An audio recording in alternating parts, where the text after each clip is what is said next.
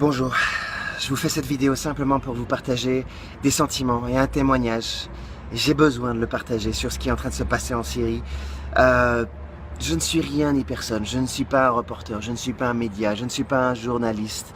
J'ai rien à gagner à faire ces vidéos. Sinon aujourd'hui, peut-être de dormir un peu mieux après avoir évacué tout ce que je ressens, parce que tout ce qui est en train de se passer, c'est exactement la même chose que ce qui s'est passé à Alep. J'ai l'impression que personne n'apprend rien.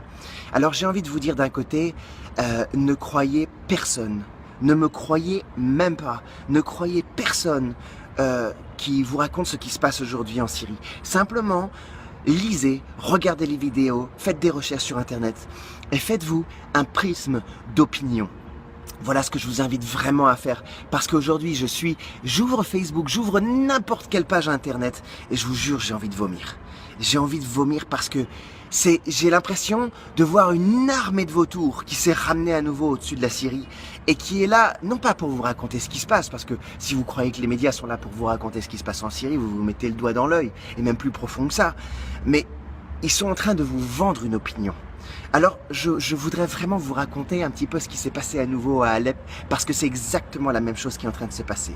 Vous croyez qu'aujourd'hui, le gouvernement, il bombarde gratuitement toute cette zone-là, simplement pour le plaisir de lâcher des millions de dollars de bombes, détruire leur propre pays, et finalement tuer leur propre population? Vous croyez que c'est ça l'objectif?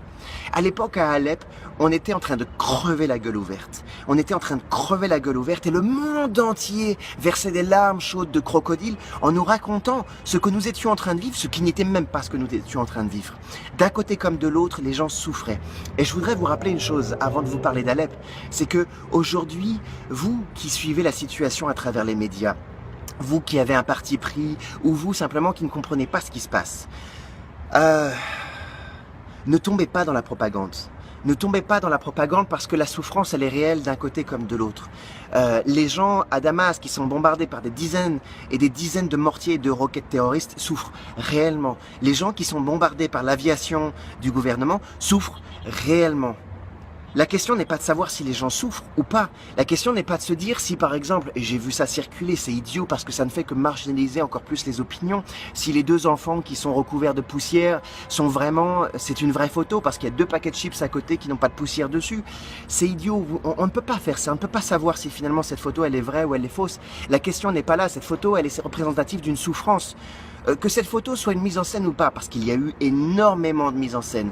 Et ça, je vous jure, à Alep, beaucoup d'images et de photos avaient été totalement mises en scène.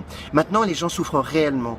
On ne peut pas utiliser ces images-là simplement dans ce contexte-là parce qu'elles représentent de toute façon, d'une manière ou d'une autre, la souffrance des gens.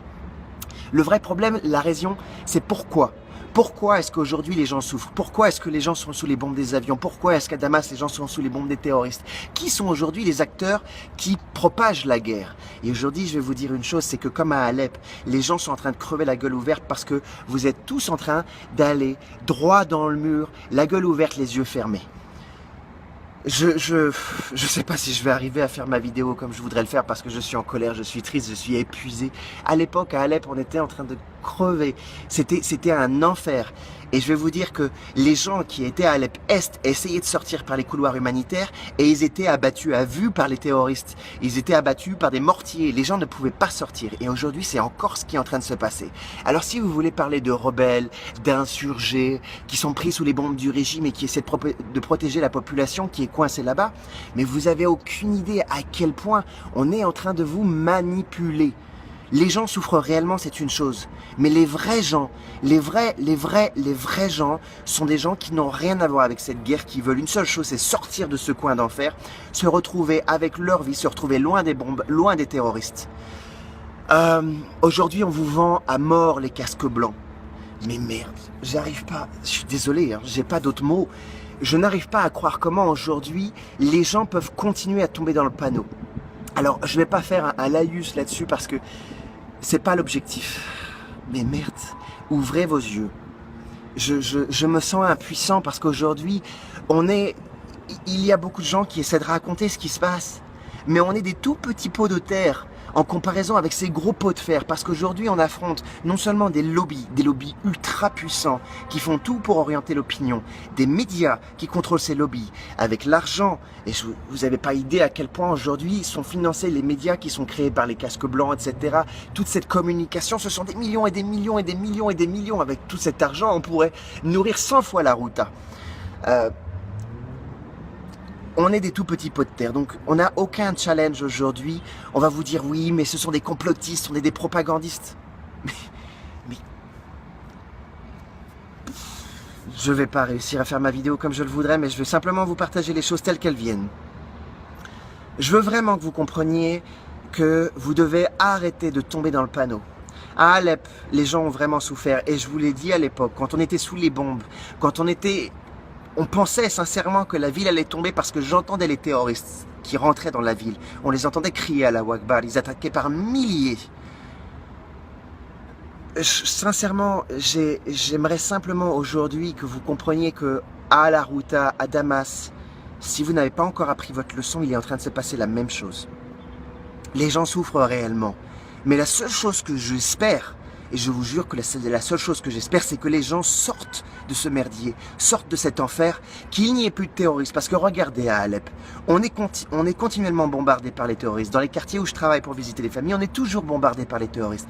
Mais plus de bombes d'avion, les gens vivent en paix, les gens sont retournés chez eux. Et évidemment, à partir de ce moment-là, les médias ont effacé Alep de la carte. Parce qu'aujourd'hui, c'est une machine à vendre la mort.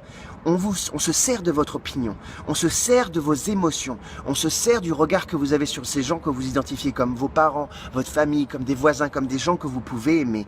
On vous montre que des enfants morts, on vous montre que la mort, on vous montre que la violence. Et c'est étrange, on vous montre jamais la vie. On vous montre jamais les gens, qu'est-ce qu'ils ont à dire. Vous allez voir 2-3 témoignages, comme encore aujourd'hui les Hugo Clément et les Combini, les médias, je veux dire, à grande ampleur, qui vous ressortent les Ismaël Al-Abdullah, que j'avais identifié l'année dernière comme étant des proches de groupes terroristes. Et vous tombez dans le panneau. Des enfants qui racontent leurs histoires. Alors oui, je veux dire que, encore une fois, il y a des gens qui sont un peu complotistes et qui vont dire oui, mais ces enfants, peut-être que c'est faux, etc. Honnêtement,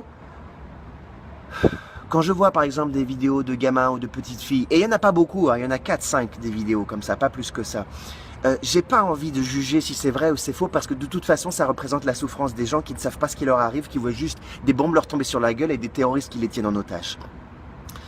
Maintenant, j'aimerais que vous preniez vraiment un vrai recul, parce que c'est pas la question de savoir ce qui est vrai, ce qui est faux. Maintenant, la question c'est d'être capable de prendre du recul sur cette guerre et d'essayer de comprendre la raison de ce qui se passe. Quand vous voyez les casques blancs, quand vous voyez ce qui est en train de se passer, est-ce que vous ne croyez pas aujourd'hui qu'il y a quelque chose qui cloche ? Quand je dénonce les casques blancs, c'est parce que ce sont eux qui apportent la guerre. Parce que les casques blancs, initialement, ce ne sont pas des casques blancs. Vous leur retirez le casque blanc, vous leur mettez une Kalachnikov, ça y est, de retour, ce sont des terroristes. Vous leur mettez un casque blanc, non, ce sont des secouristes, ce sont des sauveteurs, et vous les voyez courir sous les bombes pour aller aider les gens. Le problème, ce sont eux qui amènent les bombes. Ce sont des terroristes. Et on appelle ces gens-là des terroristes parce que si vous faites vos propres recherches pour savoir qui sont ces groupes armés aujourd'hui sur le terrain, merde, vous ne pouvez pas considérer ces gens comme des rebelles.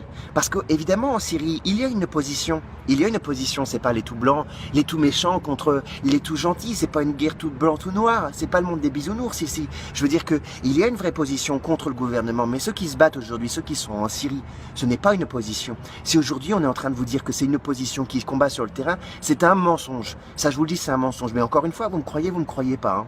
Ça, c'est votre problème. Et je vous invite à ne pas me croire, mais simplement à garder cette petite idée dans le coin de votre tête et vous mélangez tout ce que vous voyez et vous faites votre idée. Il y a beaucoup d'activistes et aujourd'hui quand je vois des Syriens, des activistes syriens, des organisations généralement avec des objectifs religieux, quand je vois même encore Syria Charity qui publie tout le temps des vidéos en disant « Donnez de l'argent, donnez de l'argent, donnez de l'argent, regardez les pauvres, on va faire 4000 repas à la Ruta », je me dis « Mais quelle bande de vautours !» Et j'arrive pas à croire comment les gens arrivent à croire à ça, parce qu'ils vous vendent que de la mort, ils vous montrent des gens morts, ils vous montrent des gens qui pleurent et ils vous disent à chaque commentaire « Donnez de l'argent, donnez de l'argent, donnez de l'argent ».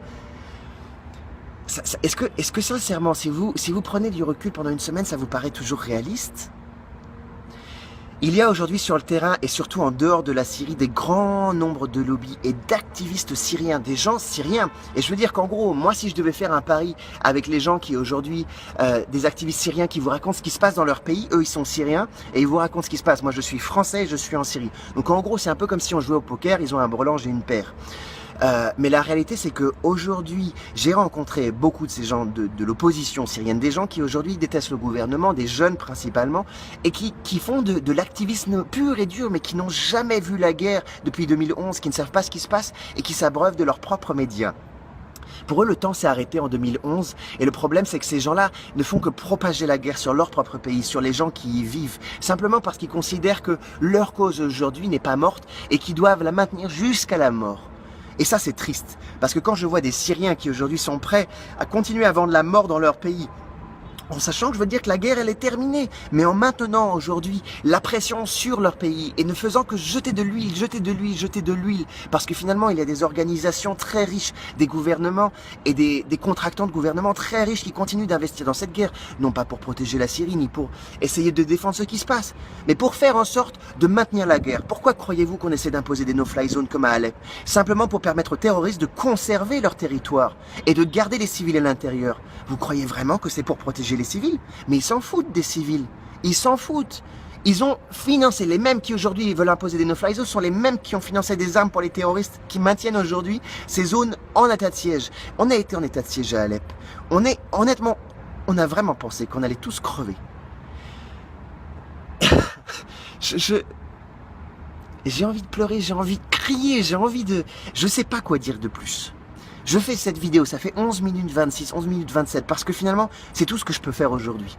C'est tout ce que je peux faire pour vous partager simplement une opinion. Mes idées, elles sont pas claires, c'est pas... Mais c'est honnête. Ceux qui diront que j'ai quelque chose à gagner, j'ai eu des articles qui ont été écrits sur moi puants, j'ai eu des articles l'été dernier sur Le Monde, Le Nouvel Obs, en disant que je suis un propagandiste du régime. Regardez ces articles, lisez-les entre les lignes. Honnêtement, ça me dégoûte. Ça me dégoûte qu'aujourd'hui, je suis désolé de le dire comme ça, mais on me chie dessus pour essayer de décrédibiliser mon message et finalement, totalement effacer la vie des gens qui vivaient là où je vivais. J'ai vécu en zone gouvernementale, c'est-à-dire qu'à Alep Est, à l'époque, il y avait 120 000 personnes. En zone gouvernementale, 1 300 000 qui avaient été effacés de la carte. Par contre, on considérait que les gens de Alep Ouest, ils étaient du mauvais côté de l'histoire. Du coup, ils n'avaient pas d'intérêt. Ces gens-là, on les a effacés et les gens crevaient. Vous savez qu'à Damas, il y a eu près de 7 000 morts par les bombardements terroristes. À Alep, près de 11 000 morts. Est-ce que vous avez déjà entendu parler d'eux? Et dès qu'on parle d'eux, ah mais oui, mais non. Et dès qu'on parle des terroristes, ah mais oui, mais non. À partir du moment où vous égratignez les terroristes, vous égratignez les White Helmets, ça veut dire que vous défendez le gouvernement. Vous tombez automatiquement, quand vous êtes un Syrien ou quelqu'un qui ne raconte pas je veux dire, la version globale ou générale de l'histoire des médias ou politiques, vous tombez automatiquement dans les propagandistes. Quoi d'autre? Comment on m'appelle? Ah oui, je suis proche de l'extrême droite. Donc on essaie de me décrédibiliser en me plaçant dans des réseaux qu'on n'aime pas. Je suis quelqu'un qui est payé par le gouvernement syrien. Honnêtement, posez-vous la question. Pour toutes les personnes qui ont suivi ce que je fais, qui voient ce que je fais, sincèrement, j'ai risqué tout ce que j'ai. J'ai risqué ma vie et honnêtement, je pense... Je suis pas là pour parler de moi. Khalas.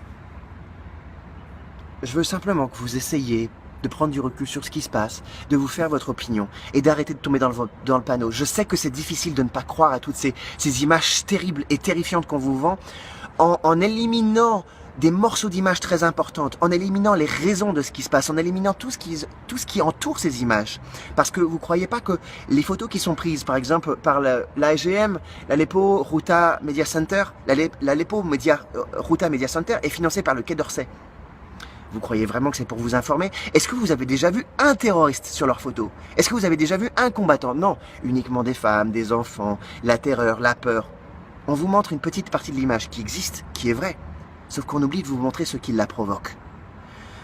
Et encore une fois, il n'y a pas de tout blanc, il n'y a pas de tout noir. Je ne soutiens pas la manière dont aujourd'hui le gouvernement mène une guerre générale pour essayer d'avancer rapidement. Mais à l'époque, à Alep, et je vous le dis, si ça ne s'était pas passé comme ça, les gens encore aujourd'hui mourraient tous les jours. Ce serait des milliers de morts en plus. Je ne suis pas un expert militaire ni politique, mais à l'époque, Alep a été libérée. Et je jure que j'espère que la Ghouta sera libérée, que les gens vont pouvoir retourner chez eux, que les gens vont pouvoir vivre en paix sans les bombes des avions et surtout sans les terroristes. Que tout ce petit monde va repartir après une amnistie. J'espère à Idlib, qui est maintenant devenu le Disneyland du terrorisme, et que l'on continue de vendre comme un halo de la population syrienne prise en otage aujourd'hui par le gouvernement dans les 2 dernières zones soi-disant tenues par les rebelles. Mais mon Dieu, allez à Idlib ou demandez à n'importe qui aujourd'hui vit en Syrie et qui n'est pas du côté terroriste ou qui n'est pas un activiste. Demandez-leur qu'est-ce que c'est qu'Idlib. J'espère sincèrement que cette guerre va s'arrêter, mais j'ai peur. Et j'ai la trouille, honnêtement, j'ai la trouille parce que je vois qu'aujourd'hui les avancées militaires et ce qui est en train d'arriver, j'ai l'impression que quelque chose d'autre se prépare. Et j'ai l'impression que tout ce qui est en train de se faire, toute cette communication, cet investissement ne fait que préparer une deuxième version de la guerre. J'espère me tromper et j'espère me tromper quand je dis que peut-être que dans les semaines qui viennent, tout d'un coup, il va y avoir une attaque chimique. Alors, est-ce que je suis un médium ou est-ce que finalement c'est une stratégie qui est continuellement utilisée par les terroristes pour essayer de mobiliser l'opinion internationale parce que les attaques à la chlorine, on l'a connu. Hein. Moi j'ai vu des attaques à la chlorine à Alep, les gens qui ne pouvaient pas respirer, les enfants. C'était utilisé par Jabhat al-Nusra. Honnêtement, faites-vous votre opinion. Je ne vais pas continuer à faire des vidéos de 100 heures. Ça n'a pas d'intérêt et je déteste faire ces vidéos. Je me sens honteux de moi-même parce que j'aime pas me mettre en image, j'aime pas faire ça. Mais c'est la seule manière pour moi d'exporter mes émotions. Alors quelqu'un regardera cette vidéo ou pas, au moins j'aurai exporté mes émotions et ce qui se passe. Ça restera pour ceux qui veulent éventuellement se faire un complément d'histoire. Mais j'espère simplement que vous allez arrêter de jeter de l'huile sur le feu en participant à une guerre qui vise non pas à protéger la population, mais à la maintenir sous la mort.